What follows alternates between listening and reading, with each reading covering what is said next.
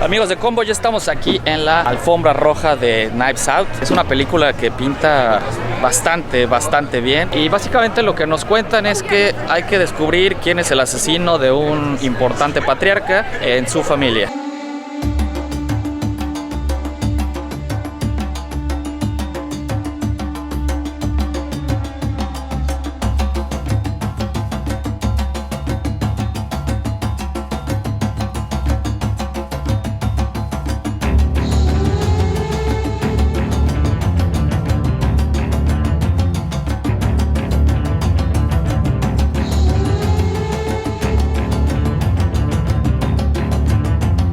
I can imagine how hard is filming a movie, mixing a movie, acting, but I cannot imagine how hard was writing this movie. That was the hard part with this one, was writing it. And it's I grew up reading Agatha Christie's books and loving them. I've always wanted to do a whodunit, and part of the challenge of doing a good whodunit is having all the intricacies but making it feel very simple for the audience. And you have to get that right on the page. You have to make sure it's very clear and the audience is being pulled through on an emotional level, so it's not just all up here. That's really the key to it, I think, you know? I have eliminated no suspects. When you finish reading the script, what was the first thing comes to your mind? The first thing that came to my mind was call my agent and say yes. It was simple, because I rarely have I read a script and laughed as much and been thrilled as much, and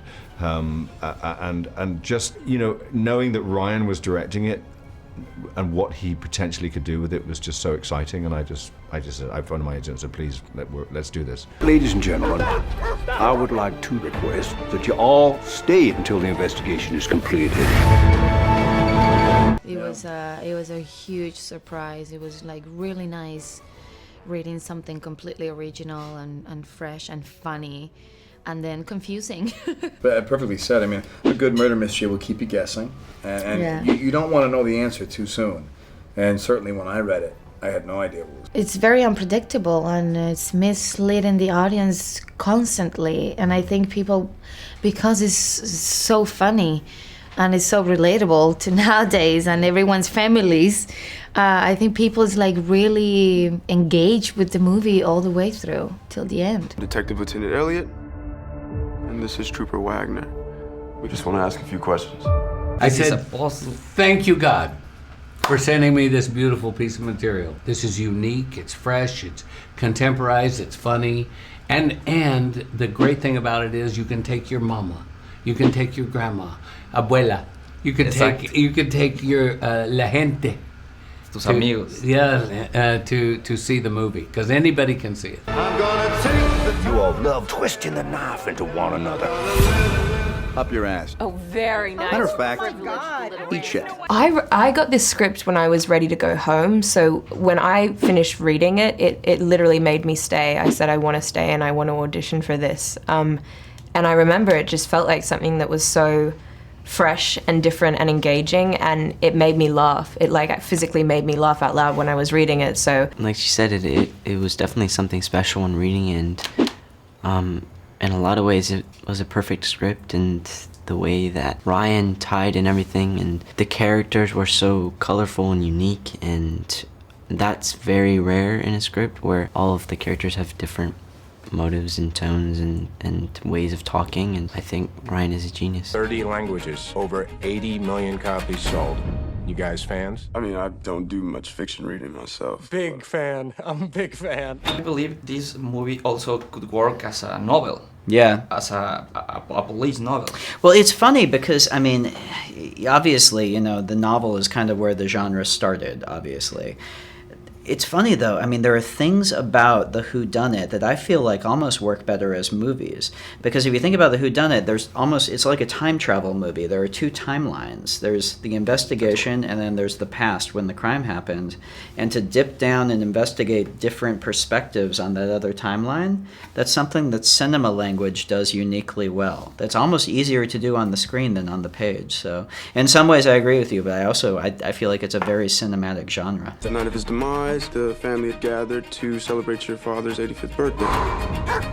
And your son, Ransom, did he attend as well? Yes, but he left early. I think Linda was upset. Did you agree that this movie is not for passive audience? Oh no, this is a very active movie because there are so many things happening. I think, and the great thing is, if you do take part, you get rewarded. So it's not one of those situations where it's so complicated and so clever that you're sort of, you're trying to. It's just incredibly rewarding, the outcome. I totally agree. Can we ask why? Has something changed? No. No, it hasn't changed, or no, we can't ask. I'm gonna live. Do you think in this time with the technology, everything, could be somebody make a perfect crime? Yes. You do? Who, like what? I could kill you right now and get away. I mean, I think it's not that hard to, sadly, you can get away with murder. I think a lot of times murderers get caught because they're foolish.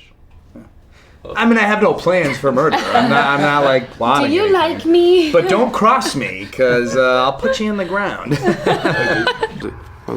The party? Pre my dad's death? Oh, it was great. That's also a really interesting question because I feel like you have so many advances in technology, but I feel like that's also helping to understand justice. So when we used to not have DNA testing like a couple of decades ago, now we have DNA testing. So I feel like it kind of, our ability to commit crime versus our ability to solve crime with technology kind of balances each other out. I don't think that anybody could make a perfect crime because ultimately you have to carry around the thought and the emotion of having committed the perfect crime. And I think it would drive you crazy.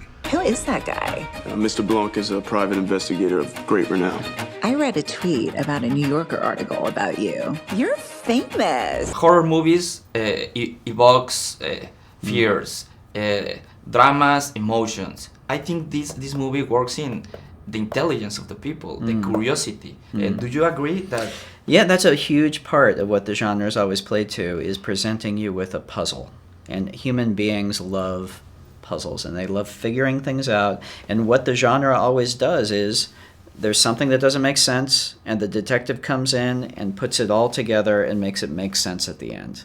And there's something very appealing about that to us. I mean, my goal with this movie was to have that, but mostly also to have it be the Hitchcock thriller of it's going to be a ride, and you're going to be emotionally involved, and you're going to be thrilled, and you're going to be satisfied at the end. And if someone killed him, you think one of us, one of his family, killed him? How it works in just one house, because 90% of the movie is just in the living room. It's an important character in the movie. It's the house plays a major part, and we had an amazing location. It ties the movie into something, but the movie has scope. It's weird. It doesn't feel constricted by it, does it? No, and it doesn't feel.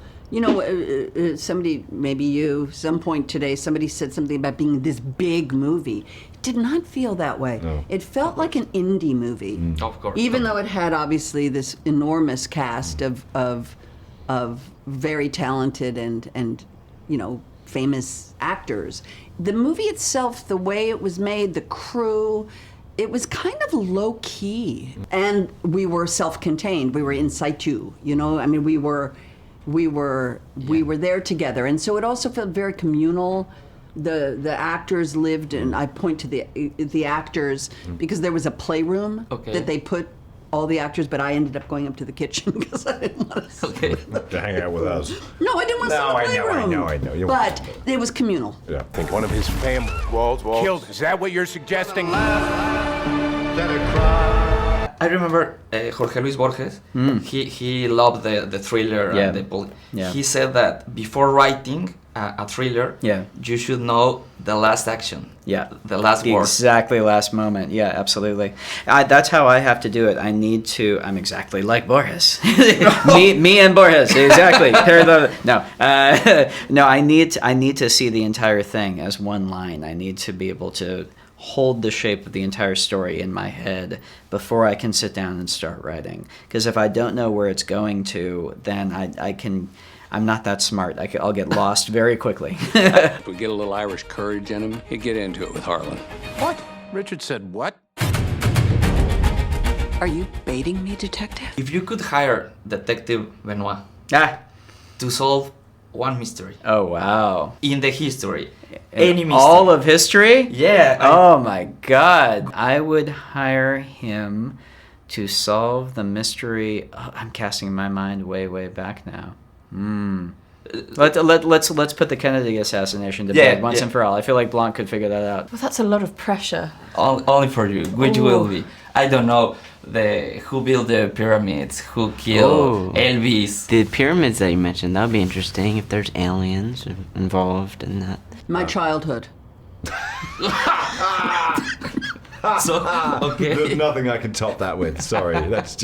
Sorry. No, it's perfect. Well, I've heard lots of mysteries.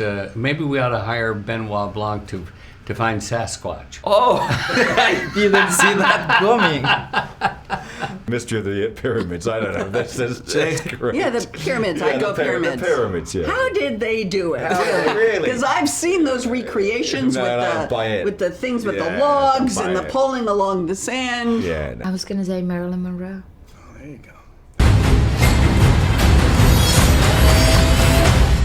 I think you have something you want to tell me.